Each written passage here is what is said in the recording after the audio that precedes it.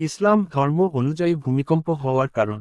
ইসলাম বলে ভূমিকম্পের মতো প্রাকৃতিক নানা বিপর্যয়ের অন্যতম কারণ মানুষের অপকর্ম। এগুলোর পথ ধরেই মানুষ কিয়ামতের দিকে এগিয়ে যাচ্ছে। ভূমিকম্প বিষয়ে পবিত্র কোরআনের জিলজাল নামে স্বতন্ত্র একটি সূরা নাজিল করা হয়েছে। মানুষ শুধু কোনো ঘটনার কারণ সম্পর্কে জানতে আগ্রহী হয় এবং ভূতত্ত্ববিজ্ঞানও এই কার্যকারণ সম্পর্কেই আলোচনা করে থাকে। এছাড়া মহান আল্লাহ পাক বলেন, আমি ভয় দেখানোর জন্যই তাদের কাছে আযাবের নিদর্শনগুলো পাঠাই।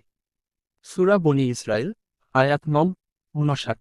আল্লাহ তাআলা আরও বলেন, বলে দাও, আল্লাহ তোমাদের ওপর থেকে অথবা তোমাদের পায়ের নিচ থেকে আযাব পাঠাতে সক্ষম। সূরা আনাম আয়াত নং ৬৫।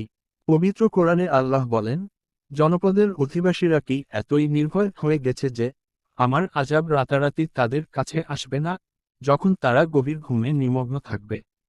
সূরা আরাফ ৯ এবং অন্যত্র উল্লেখ আছে, তোমাদের ওপর যত বিপদ আসে তা তোমাদের নিজেদের কর্মফলের কারণে, আর আল্লাহ তোমাদের অনেক অপরাধ ক্ষমা করে দেন। সূরা শুরা ৩০। কোরআনে ভূমিকম্প বোঝাতে জিলজাল ও ধাক্কা শব্দ ব্যবহার হয়েছে। জিলজাল মানে কম্পনে কম্পন সৃষ্টি হওয়া, আর ধাক্কা মানে প্রচণ্ড শব্দের অভিঘাতে কেঁপে ওঠা।